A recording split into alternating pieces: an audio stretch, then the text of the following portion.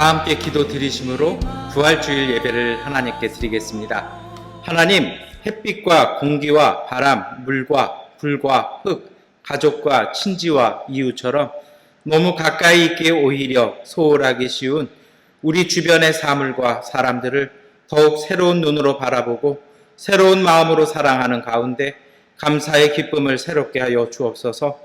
부활하신 주님을 뵙고 기뻐서 어쩔 줄 몰랐던 제자들처럼 우리도 주님을 만나 계속되는 은혜로운 삶의 기쁨을 살아가게 하는 부활주일 예배이게 하옵소서.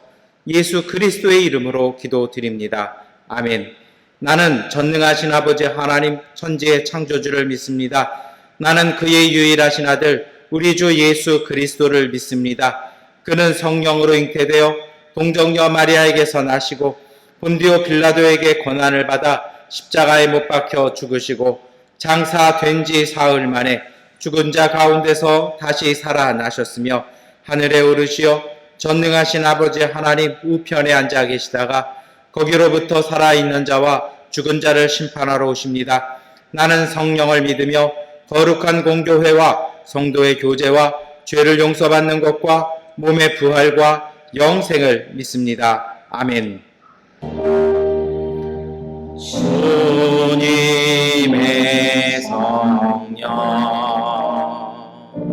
지금 이곳에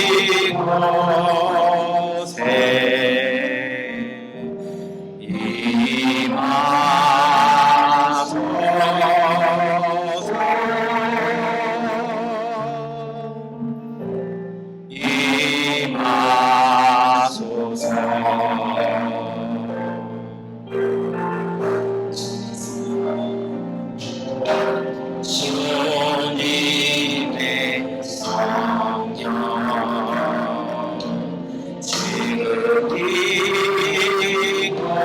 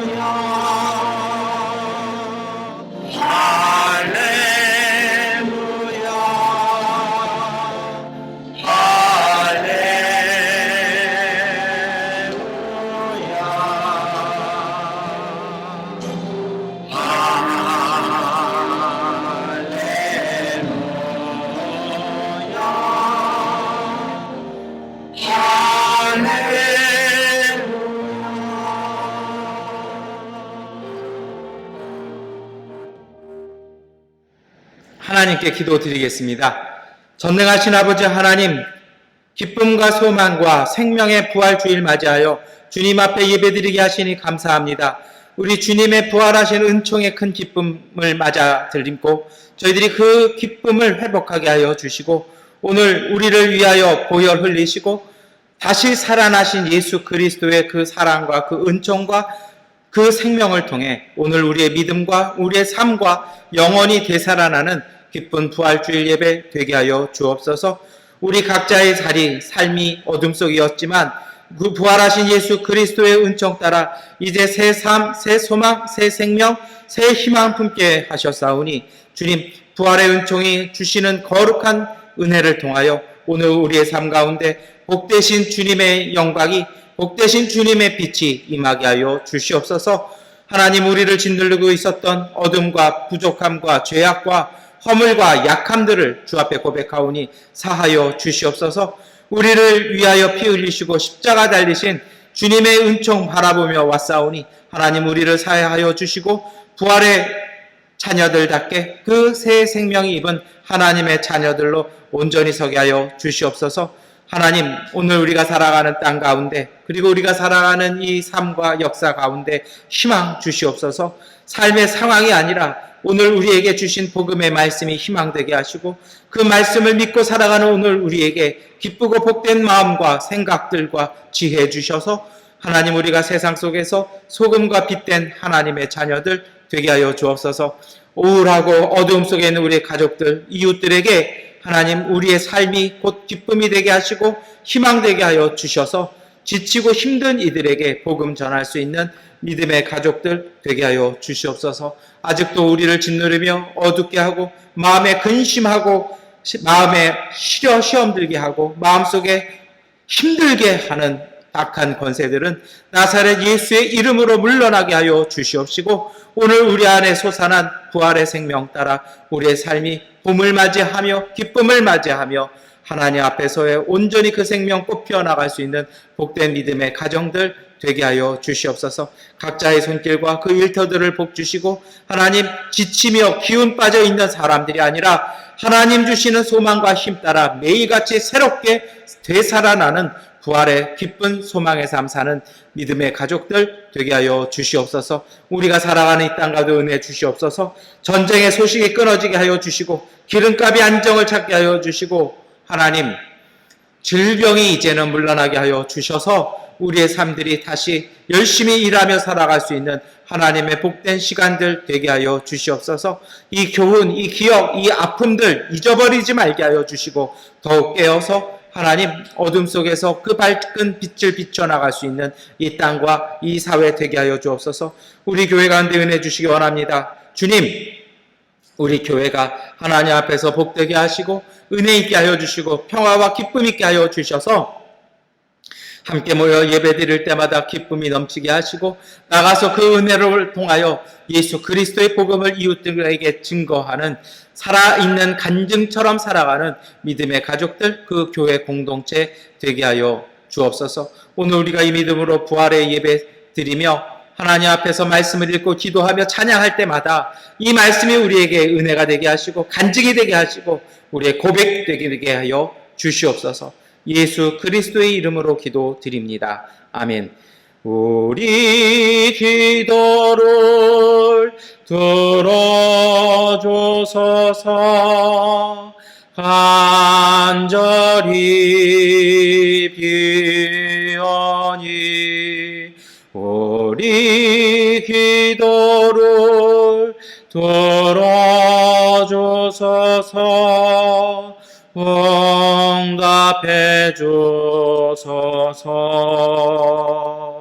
우리 기도를 들어주소서. 간절히 비오니 우리 기도를 들어주소서. 응답해 주소서. 사도행전 10장 34절부터 36절까지의 말씀 세번역번 성경으로 봉독해 드리겠습니다. 베드로가 입을 열어 말하였다. 나는 참으로 하나님께서는 사람을 외모로 가리지 아니하시는 분이시고 하나님을 두려워하며 의를 행하는 사람은 그가 어느 민족에 속하여 있든지 다 받아주신다는 것을 깨달았습니다. 하나님께서는 이스라엘 자손에게 말씀을 보내셨는데 곧 예수 그리스도를 통하여 평화를 전하셨습니다. 예수 그리스도는 만민의 주님이십니다. 아멘. 복음서의 말씀 요한복음 20장 11절부터 16절까지의 말씀을 세번역번으로 봉독해 드리겠습니다. 그런데 마리아는 무덤 밖에 서서 울고 있었다. 울다가 몸을 굽혀서 무덤 속을 들여다보니 흰옷을 입은 천사 둘이 앉아 있었다. 한 천사는 예수의 시신이 놓여 있던 자리 머리맡에 있었고 다른 한 천사는 발치에 있었다. 천사들이 마리아에게 말하였다. 여자여, 왜 우느냐? 마리아가 대답하였다. 누가 우리 주님을 가져갔습니다. 어디에 두었는지 모르겠습니다. 이렇게 말하고 뒤로 돌아섰을 때 그 마리아는 예수께서 서 계신 것을 보았지만 그가 예수이신 줄은 알지 못하였다. 예수께서 마리아에게 말씀하셨다. 여자여, 왜 울고 있느냐? 누구를 찾느냐? 마리아는 그가 동산지기인 줄 알고 여보세요, 당신이 그를 옮겨 놓았거든 어디에다 두었는지를 내게 말해 주세요. 내가 그를 모셔 가겠습니다. 하고 말하였다. 예수께서 마리아야 하고 부르셨다. 마리아가 돌아서서 히브리 말로 라브니 하고 불렀다. 그것은 선생님이라는 뜻이다. 아멘. 찬송가 165장 찬송하시겠습니다. 주님께 영광 다하신 사신 주 사망한 권세 모두 이기시었네.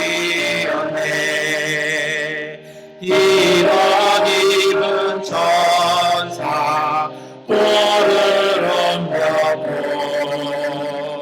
누우셨던 곳은 비어있었네. 주님께 영광 다시 사신 주 사망한 권세 모두 이기시었네.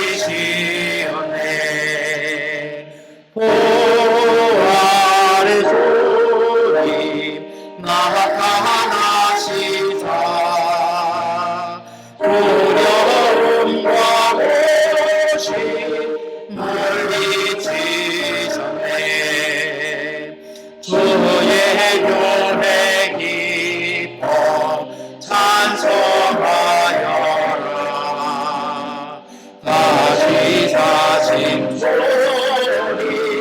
주로 이겼네. 주님께 영광 다시 사신 주 사망한 권세 모두 이기시었네. 생명의 이름 영광의 주님 없는 삶은 헛될 뿐이다. 주의 사랑으로 세상 이기고 요단 건너 번양 가게 하소서.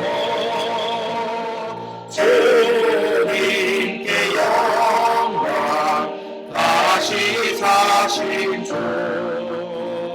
사망한 권세 모두 이기시었네.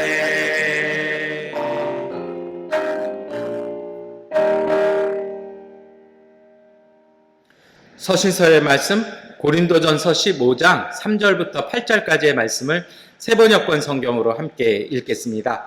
나도 전해 받은 중요한 것을 여러분에게 전해드렸습니다. 그것은 곧 그리스도께서 성경대로 우리 죄를 위하여 죽으셨다는 것과 무덤에 묻히셨다는 것과 성경대로 사흘날에 살아나셨다는 것과 게바에게 나타나시고 다음에 12 제자에게 나타나셨다고 하는 것입니다. 그 후에 그리스도께서는 한 번에 500명이 넘는 형제 자매들에게 나타나셨는데 그 가운데 더러는 세상을 떠났지만 대다수는 지금도 살아 있습니다. 다음에 야고보에게 나타나시고 그 다음에 모든 사도들에게 나타나셨습니다. 그런데 맨 나중에 다리 차지 못하여 난 자와 같은 나에게도 나타나셨습니다. 아멘. 참여하겠습니다. 이 말씀 따라 사는 동안 지치지 않게 하시고 이 말씀 따라 사는 동안 주님 나라 임하소서. 이 말씀 따라 사는 동안 지치지 않게 하시고 이 말씀 따라 사는 동안 주님 나라 임하소서.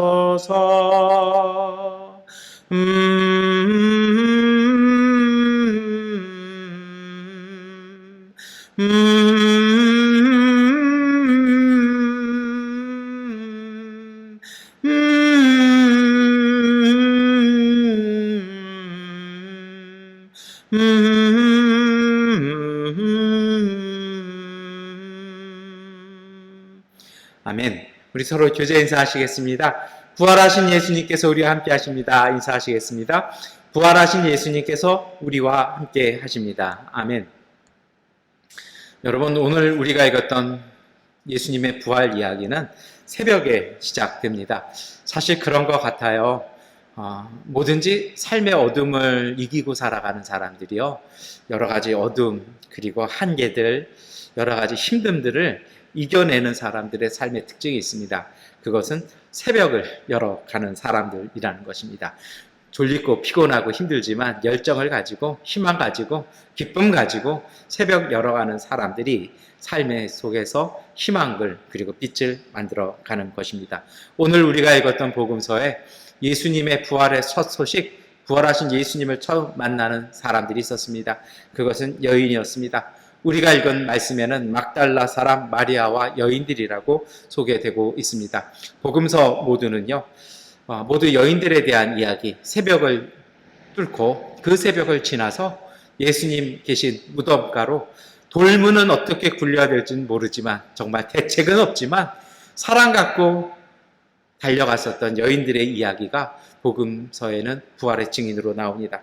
마태복음에는요, 막달라 마리아와 마리아라고 나옵니다.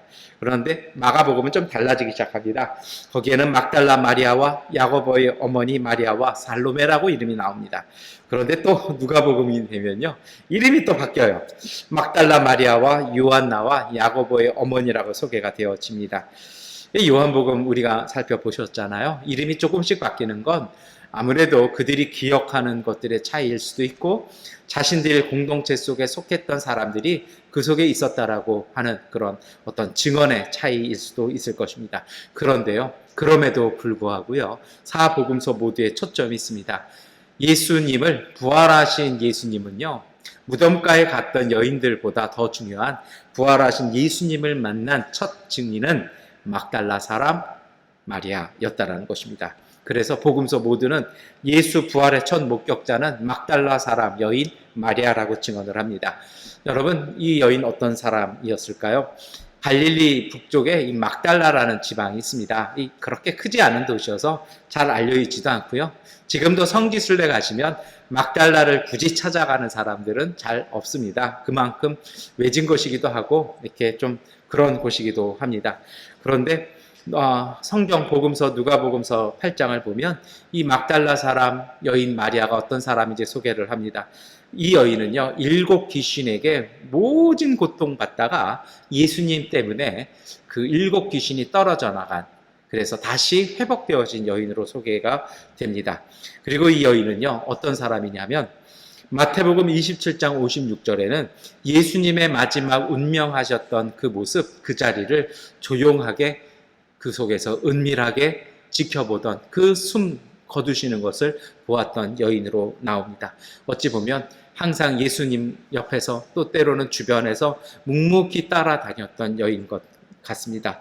오늘 우리가 함께 읽었던 요한복음이 전하는 막달라 마리아와 무덤 이야기, 그리고 부활하신 예수님을 만난 이야기가 있습니다. 요한복음은 다른 복음서와는 조금 독특하게 증언을 합니다. 왜 그런지는 이번 주, 지난주 우리 금요일 새벽 예배 영상을 보시면 보실 수 있습니다. 요한복음은 후대에 기록되어집니다. 그러다 보니 모든 복음서와 모든 자료들을 다 살펴보고 사도 요한은 그것을 종합적으로 그것을 전하고 있기 때문인 것입니다. 요한복음에는요, 막달라 마리아가 왜 무덤에 달려갔는지 그 이유를 이야기하지 않습니다. 다른 복음서에 나오죠. 예수님의 시신에 향유를 붓기 위해서 그들은 열심히 그 장례 절차를 마무리하려고 달려갔다라는 것입니다. 무덤 달려가면서 여인들끼리 걱정했던 이야기도 잘 나오지 않습니다. 중요한 것은요, 무덤에 왜 갔는지가 중요한 것이 아니라 부활하신 예수님을 만났다라는 것입니다. 여인들이 도착했을 때 그들의 우려와는 다르게 문이 열려 있었고 시신이 없었습니다. 그래서 이 여인들은 아마도 이것을 누군가 부정품을 훔쳐내거나 아니면 예수님께서 순교자로 추앙받는 것을 싫어하는 어떤 권력이나 아니면 도둑들의 소의 도굴로 판단하고 그 사실을 여인들에게 전합니다. 같이 갔던 여인들은 그 이야기 전하려고 얼른 갔다라는 것입니다. 마리아가 전해준 이야기, 그리고 여인들이 전해준 이야기들은 들은 제자들이 있었습니다. 얼른 베드로와 몇몇은 쫓아옵니다. 그리고 무덤 안에 들어가 보죠. 그랬더니 정말 시신은 없고 예수님 몸 감쌌던 수건과 수의만 남아있는 것을, 그것도 잘 정돈되어 있는 것을 봅니다. 요한복음 20장 10절은 그들의 발걸음을 이렇게 이야기합니다. 그들은 더 이상 어떠한 행동도 하지 않습니다.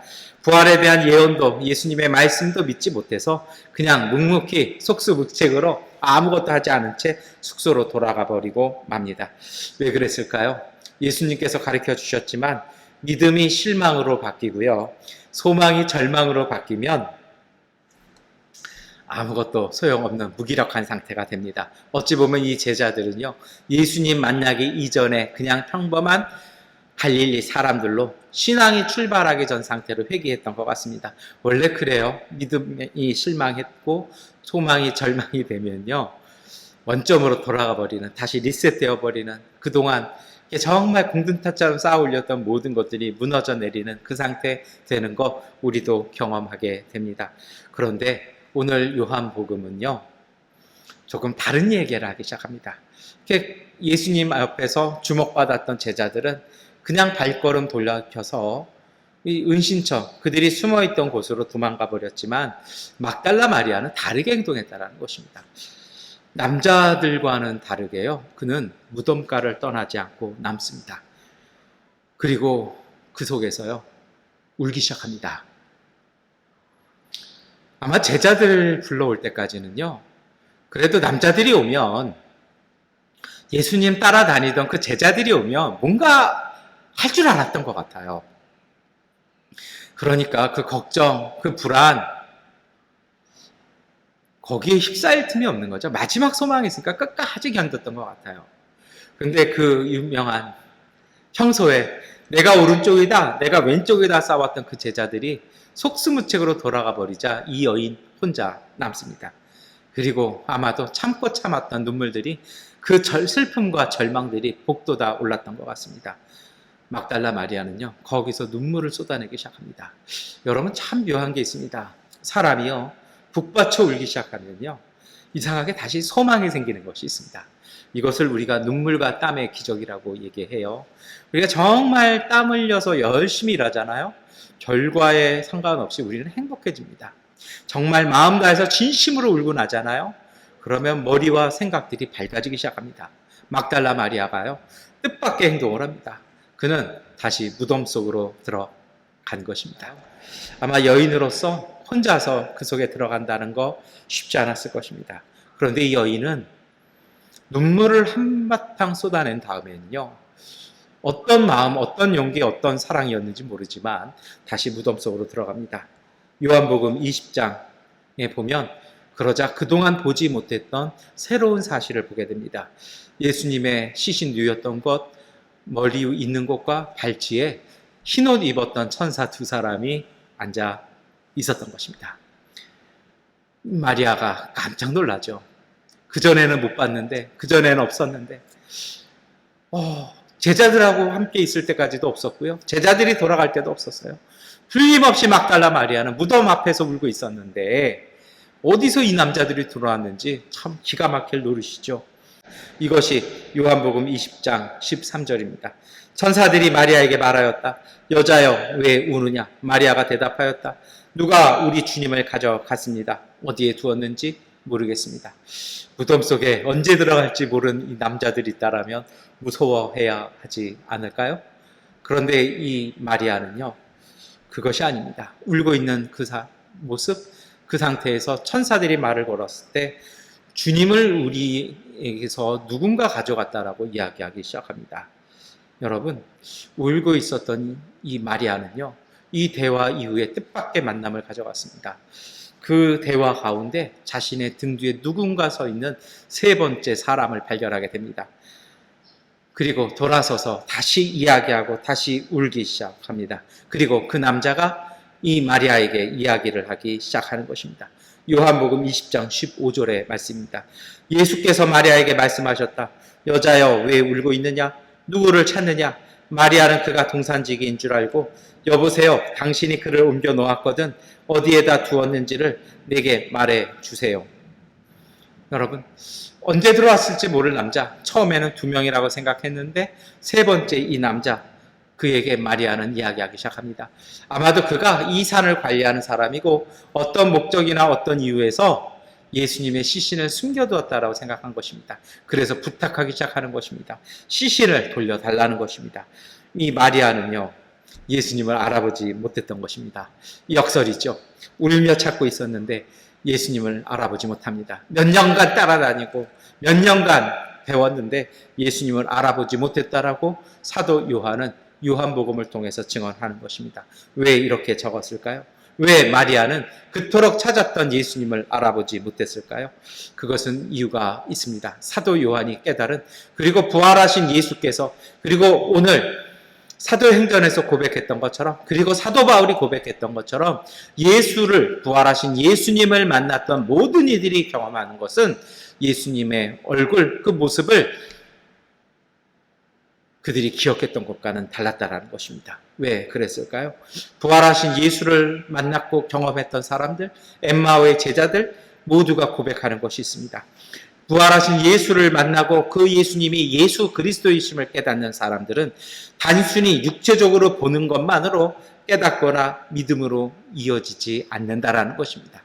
단순히 물리적으로 시각적으로 보는 것으로 그것에서 깨달음이 생기고 믿음이 생기지 않는다라는 것입니다. 마치 예수님께서 살아계실 때 기적을 통해서요, 기적이 믿음에 도움을 줄 수는 있으나, 방향성은 가르쳐 줄 수 있으나 기적 자체에서 믿음이 생기지 않았던 것처럼 단순한 시각적인 봄이 깨달음이고 믿음 되지는 않는다라는 것입니다. 그래서 히브리서 11장 1절은 믿음은 바라는 것들의 확신이요 보이지 않는 것들의 증거라고 말씀하십니다. 여러분, 사도 요한은요, 그리고 복음서는요, 왜 이 여인들을 통해서 증언할까요? 이게 사실 이게 그 당시로서는 말이 안 되는 거거든요. 아무리 사실이 그렇다 할지라도요, 문서를 적을 때는 그렇게 할 수 없다라는 것입니다. 여러분, 오늘 특별히 요한복음이 전하는 예수님과 마리아의 만남, 그 속에는요, 이 부활 소식에는요, 정말 증언해야 될 게 많아요. 정말 그 무덤 속에서 어떤 변화가 일어났고, 예수님께서 어떻게 됐고, 막달라 마리아는 거기서 무엇을 보았고, 그리고 예수님께 어떻게 부활하셨냐 물어야 되고, 그것을 예수님은 자세히 설명해 주시든지, 아니면 거기 있었던 2명의 천사들이 그걸 설명해 줘야 되지 않을까요? 모든 복음서는 여기에 대해서는 침묵합니다. 그러나 현대에 호기심 많은 오늘 우리는 여러 가지 추측을 하고 생각을 하고 거기에 덧붙이기 시작합니다. 그러나 복음서는 그러한 이야기를 한 줄도 적지 않습니다. 그리고 복음서에 실려있는 유일한 이야기가 있습니다. 그것은 예수님께서 마리아를 부르셨다라는 것입니다. 요한복음 20장 16절 말씀 함께 읽겠습니다. 예수께서 마리아 하고 부르셨다. 마리아가 돌아서서 히브리 말로 라부니 하고 불렀다. 그것은 선생님이라는 뜻이다. 정말 많은 이야기가 있어야 되지 않을까요? 많은 설명이 있어야 되지 않을까요? 이것만큼은 정말 설명이 있어야 되지 않을까요? 그런데요, 복음서는 단 한 줄도 적지 않습니다.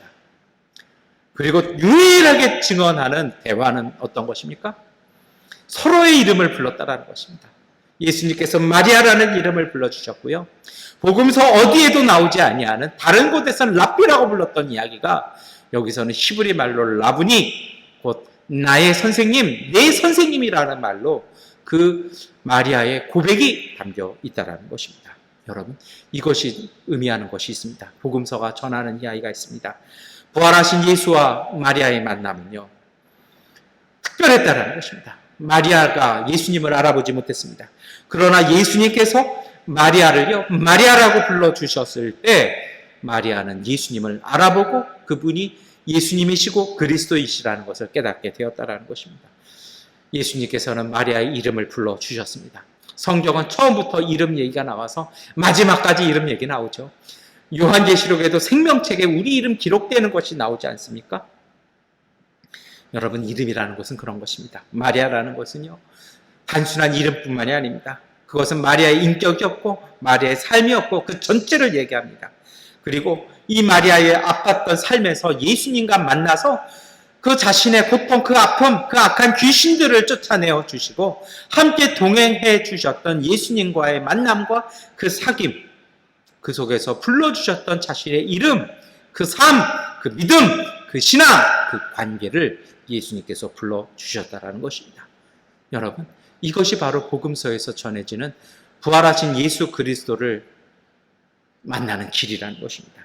부활하신 그리스도께서 나타나시는 곳이 있습니다. 복음서는요, 이념이나 사상이나 유령의 모습이나 과학적 심리 모습으로 설명하는 것을 하지 않습니다. 왜요? 그 시대에 많은 이단들이 있었고 지금도 많이 있습니다. 각자의 방법으로 설명하려고 합니다. 때로는요, 초대교회의 많은 이단은요, 예수님은 신이기 때문에, 부활하셨기 때문에 그것은 신적 모습을 회복하셨으므로 유령이었다라고 얘기합니다. 형체가 없었다라고 이야기를 합니다. 그래서 못 알아봤을 것이라고 이야기합니다. 그것이 초대교회 첫 이단이었습니다.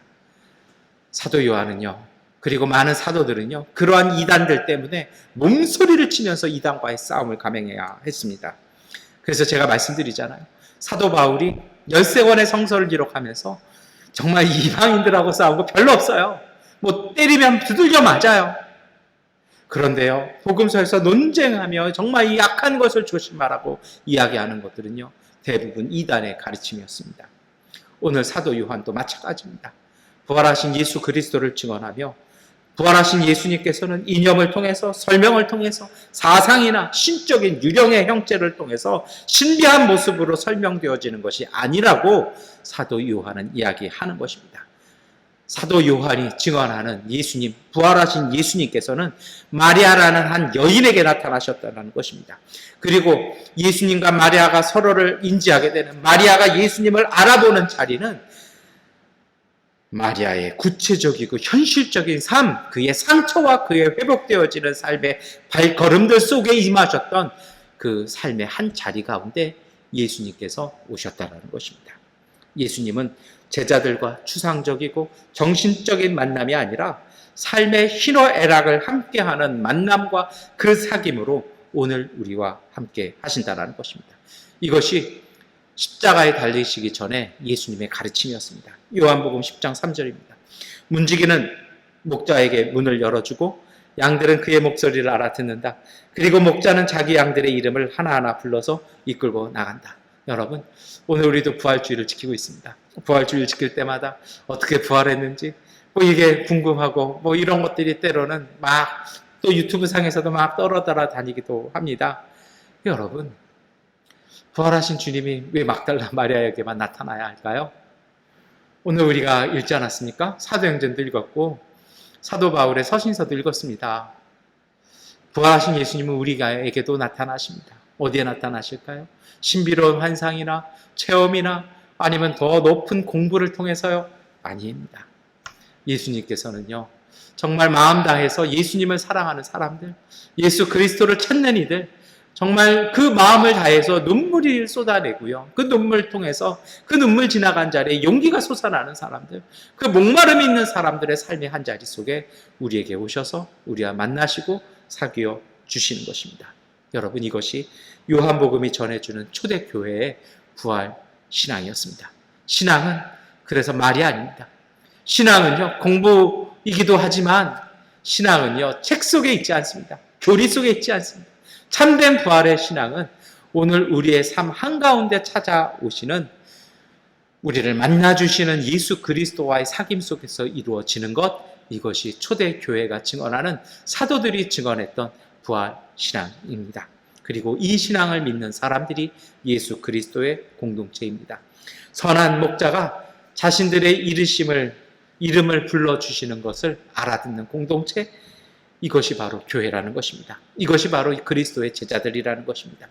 우리를 불러주신 예수님께서는 오늘 우리에게 성령을 주시고 그리고 다시 세상 속에 우리를 보내십니다. 요한복음 20장 21절 22절 말씀 함께 읽겠습니다. 예수께서 다시 그들에게 말씀하셨다. 너희에게 평화가 있기를 빈다. 아버지께서 나를 보내신 것 같이 나도 너희를 보낸다. 이렇게 말씀하신 다음에 그들에게 숨을 불어 넣으시고 말씀하셨다. 성령을 받아라. 너희가 누구의 죄든지 용서해 주면 그 죄가 용서될 것이요, 용서해 주지 않으면 그대로 남아 있을 것이다. 부활하신 예수님께서 이어서 우리에게 주시는 것은 하나님의 성령이었습니다. 그 성령과 함께 우리는 세상 속으로 날아가야 됩니다. 다시 우리의 삶 한가운데로 나가서 모든 이들에게 평화 전하는 일, 평화를 만들어내는 일, 화목을 만들어내는 일, 누군가를 다시 세워주고 회복되어지는 일 속에 우리가 있었을 때, 여러분, 부활하신 예수님께서 우리 가운데 오신 그 사귐과 만남이 우리 가운데서 이루어진다라는 것입니다. 이것이 바로 예수님께서 가르치시고 사도들이 전하는 부활신앙입니다. 여러분, 다시 말씀드립니다. 부활신앙은 사후 세계에 대한 개인적인 믿음이 아닙니다. 천당 갈 것인가? 지옥 갈 것인가? 중요하죠. 우리 한국교회 예전에 가장 짧은 전도 멘트 이거였잖아요. 예수 천당, 불신 지옥. 그런데요, 성서는요, 이것을 초점으로 삼지 않습니다. 죽었던 몸이 어떻게 되살아나는가? 이것이 화제는 아니라는 것입니다. 이렇게 말씀드리면 마음에 헉 하고 들어오시는 분들이 있습니다. 저 목사님 어떻게 된 거 아니냐라고 생각하시는 분들도 있을 것입니다. 저는 목사입니다. 성서를 읽어나가면서요, 오늘 복음서가 우리에게 전해주는 신앙은 이런 것들이 아니라는 것입니다. 물론 이것도 우리가 궁금하죠. 이것도 관심을 갖게 됩니다. 그런데요, 복음서는요, 우리에게 이것보다도 우리에게 가르쳐주는 것이 있습니다.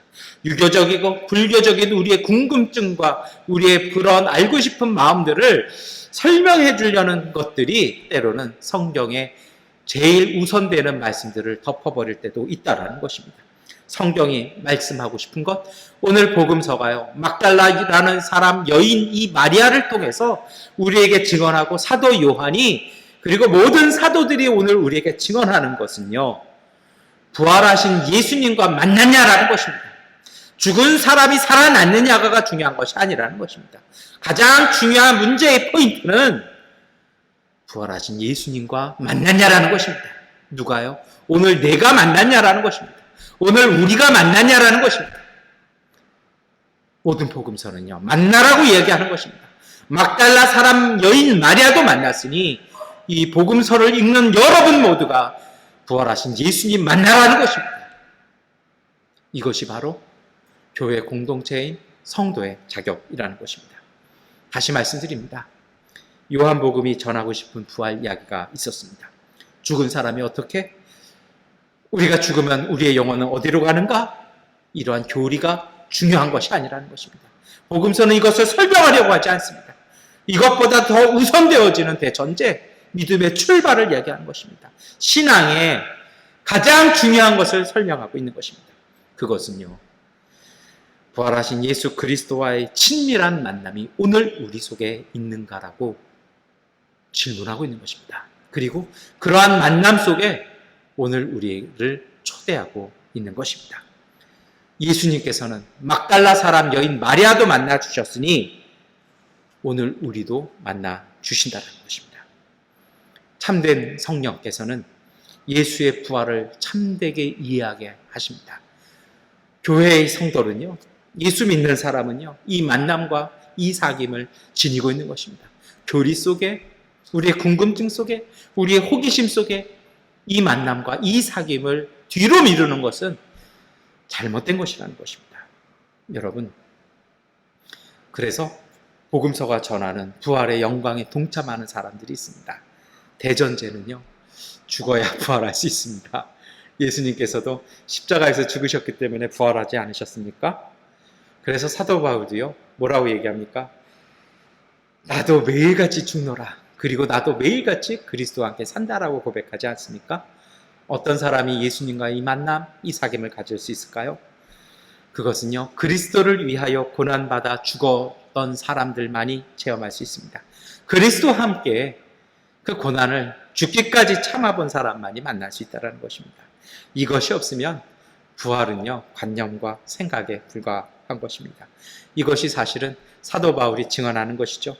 부활신앙은요, 예수님과 함께하는 삶에서 발견하는 희망이라는 것입니다. 고린도전서 15장 31절입니다. 형제 자매 여러분, 나는 감히 단언합니다. 나는 날마다 죽습니다. 이것은 우리 주 예수 그리스도께서 여러분에게 하신 그 일로 내가 여러분을 자랑스럽게 여기는 만큼이나 확실한 것입니다. 우리의 삶이 힘들어요. 믿음대로 사는 게 참 곤욕스럽습니다. 그냥 우리도 남들처럼 편하게 살고 싶어요. 적당히 살고 싶어요. 이 세상 참 웃기지 않습니까? 뭔가 좀 제대로 살고 싶으면요, 열심히 살고 싶으면요, 도무지 살아남을 수가 없는 이상한 세상 되어버렸습니다. 그래서 하나님의 자녀들이요, 믿음의 사람들에게 십자가는 어떻게 보면 필수적일 수밖에 없습니다. 그래서 신앙은요, 적당히가 아니라, 편안하게가 아니라 제대로 삶을 사는 삶을 추구합니다. 그러니 우리도요, 우리의 믿음 따라서 어쩔 수 없이 십자가 질 수밖에 없다는 것입니다. 바울이 그 얘기하는 것이죠. 자기 양심에 따라, 자기의 참된 믿음 따라 그리스도를 고백했습니다. 그에게 돌아온 건 비난이었고요, 정말 모욕이었고요, 박해였고요, 핍박이었습니다. 교회 신앙은요, 로마 체제 속에서 신앙은요, 열심히 이것 때문에 죽어갔습니다. 열심히 두들겨 맞았습니다. 열심히 모든 것을 빼앗겼습니다. 그런데요, 더 슬픈 게 뭔지 아십니까? 그 믿음의 꽃으로, 그 신앙의 꽃으로요, 로마를 바꿔놨어요. 그랬더니 이제는요, 권력가들이요, 세상적인 욕심 품은 사람들이요, 세상적인 야망을 꿈꾼 이들이 교회에 들어옵니다. 그래서 교회의 전통을 바꾸고, 교회의 법을 바꾸고, 교회의 가르침을 바꾸기 시작해요.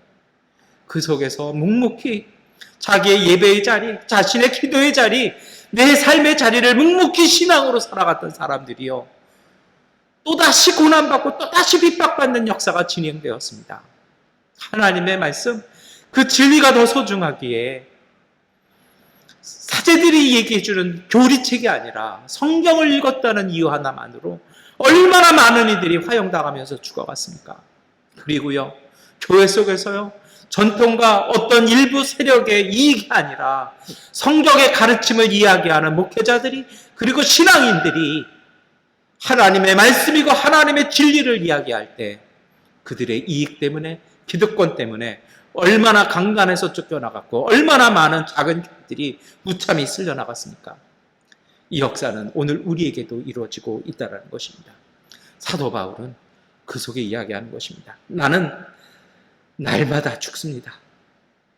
그러나 이것은 우리 주 예수님께서 여러분에게 하신 그 일로 내가 여러분을 자랑스럽게 여기는 만큼이나 확실한 것입니다. 그렇게 역사 속에서 밟힌 사람들, 그렇게 빼앗겼던 사람들, 눈물 흘렸던 사람들이 그 아픔 속에 부활하신 그리스도께서 오셔서 우리의 이름, 그들을 불러주신다는 것입니다. 여러분, 이것이 교회 공동체가 붙고 있었던 부활 신앙이었습니다. 이것이 바로 초대교회 신앙이었다는 것입니다. 여러분, 한 가지 여기서 꼭 우리가 생각할 것이 있습니다. 왜 복음서에는요, 부활하신 예수 그리스도를 만난 첫 증인, 그것을 막달라 마리아라는 이 여자를 증언자로 세웠을까요? 첫 번째 이유는요, 그 여인이 거기에 있었기 때문입니다. 그런데 제가 말씀드렸잖아요, 이것이 좀 말이 안 된다고요. 그렇게 적으면 안 된다고요. 왜 그러냐면 예수님 시대 때는 여자의 증언은 법적인 효력이 없습니다. 가부장적인 사회 속에서 여인은 증인이 될 수 없습니다. 지금도 우리나라 사법제도에 이런 게 있어요. 어린아이가 법정에서 증언하는 건 효력이 없어요. 아무리 아이가 보았다고 해도 인정될 수 없습니다. 아직도 그런 것들이 남아있거든요. 예수님 시대 때 여인은 효력이 없어요. 2명, 3명, 4명이 되어도 그건 효력이 없습니다. 더군다나 이 여인은 어떤 여인입니까? 7 귀신 들렸던 여인입니다. 부정한 여인 중에 부정한 여인이었습니다. 이런 사람이 증언했다라면 누가 믿겠습니까? 그런데 복음서는요, 그러한 여인이 첫 증인이었다라고 솔직하게 이야기하고 있습니다. 거기에는 나름대로의 메시지가 담겨 있었습니다. 그 시대의 문화, 그 시대의 글을 기록하는 어떤 방식과 전통에서는 역행하는 것이지만 복음서의 모든 저자들은, 그리고 성령께서는, 하나님께서는 그 여인을 첫 증언자로 내세우십니다. 그리스도가 선택하신 부활의 첫 증인이 있습니다.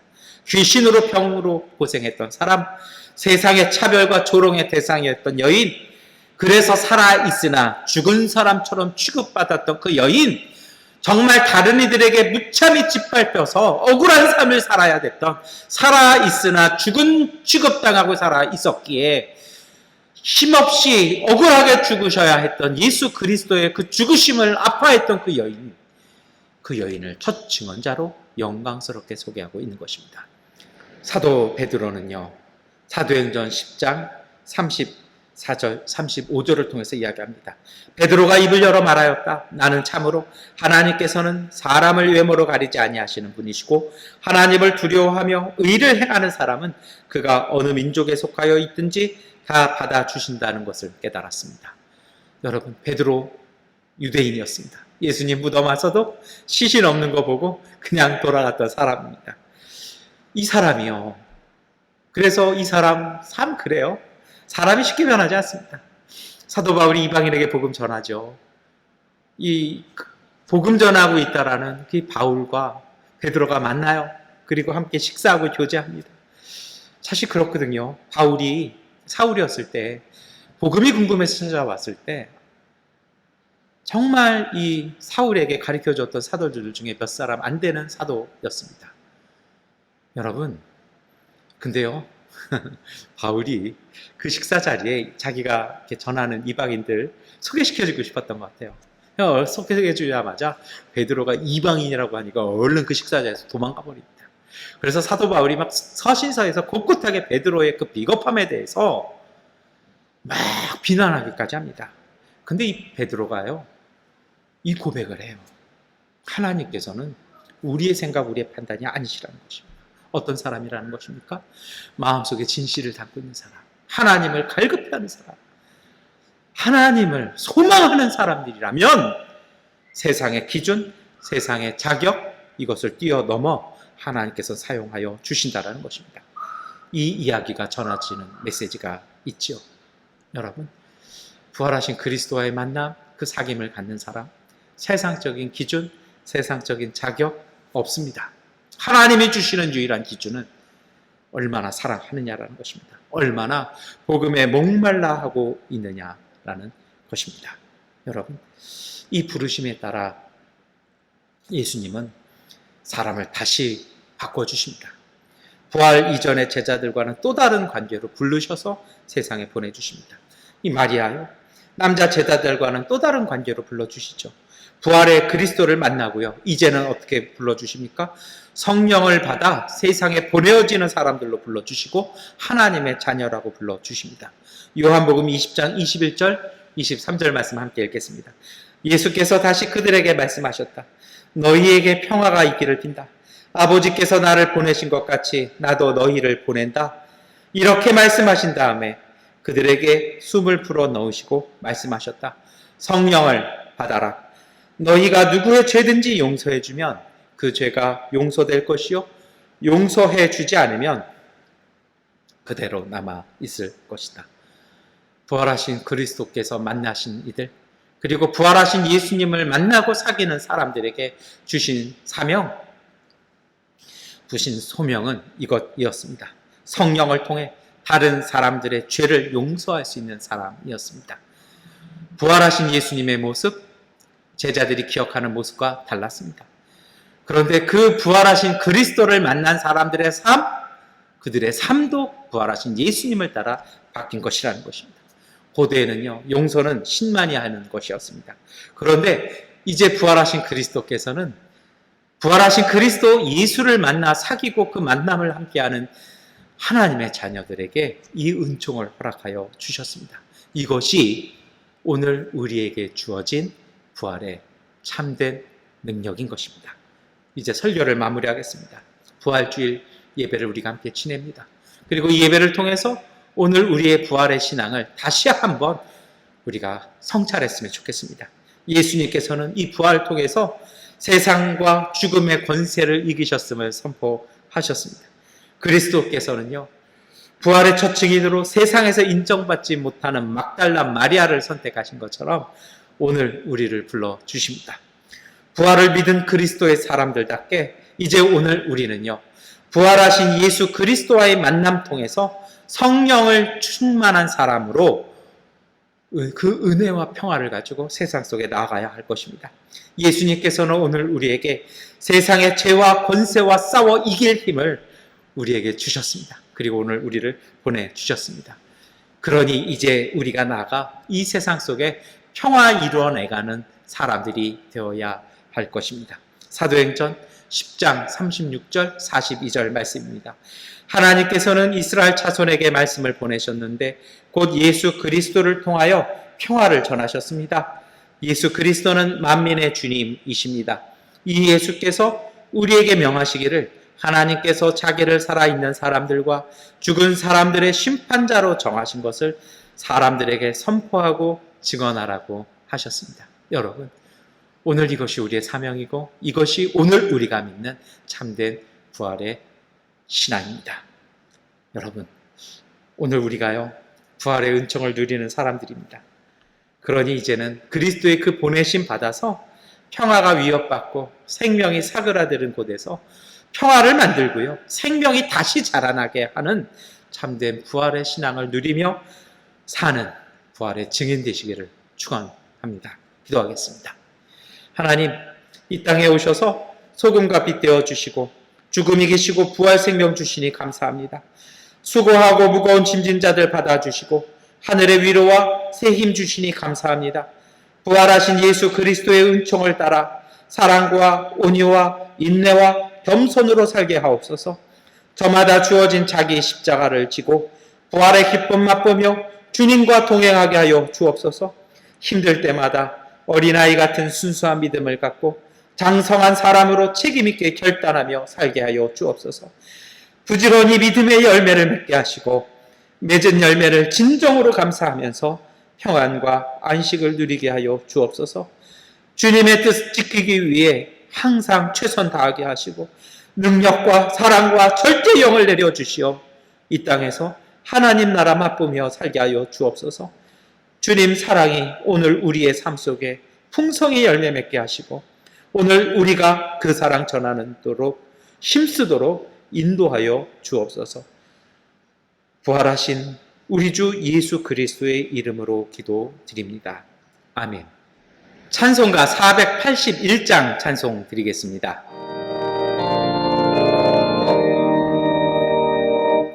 내 참으로 사랑이 어두니 그가 나와 함께 하소서. 내 친구나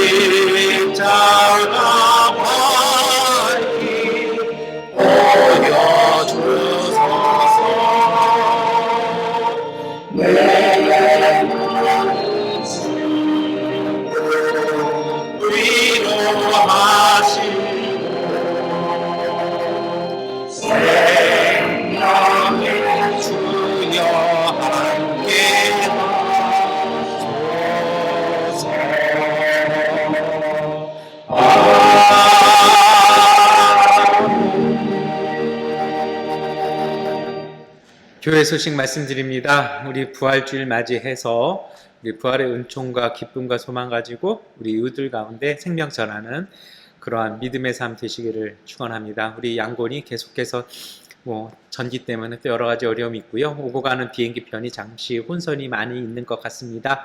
이 모든 것들이 빨리 잘 개선될 수 있도록 기도해 주셨으면 합니다. 다 함께 주기도문송 찬송 드리겠습니다.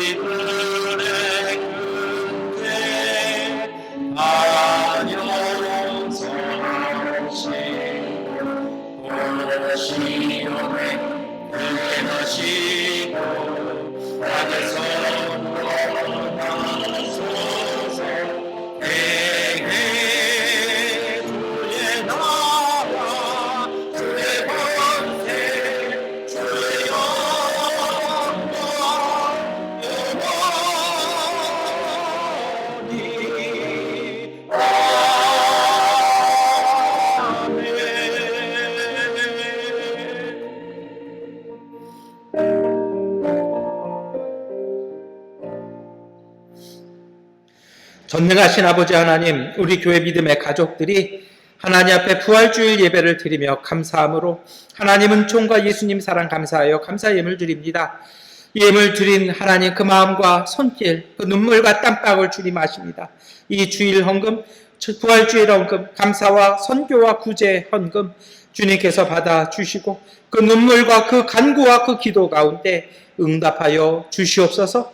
부활의 소망의 생명의 능력이 그 손길과 그 마음 가운데 충만하여 어느 자리에서든 부활의 소망으로 승리하는 믿음의 가정들, 믿음의 손길들 되게 하여 주옵소서. 지금은 우리 주 예수 그리스도의 은혜와 거룩하신 하나님의 은총과 보혜사 성령님의 역사와 능력이 부활하신 예수 그리스도를 우리의 주님이라고 고백하기에 그리스도와의 만남을 통해서 얻는 은총과 성령의 역사를 통해 용서와 평화와 생명을 일궈나가는 하나님 자녀로서의 삶을 살기로 결단하는 믿음의 가족들 위해 영원히 함께 하시기를 간절히 축원하옵나이다. 아멘. 주님의 평화가 우리와 함께 우리의 이웃 가운데 하나님께서 함께 하십니다. 이것으로 부활주일 예배를 마치겠습니다.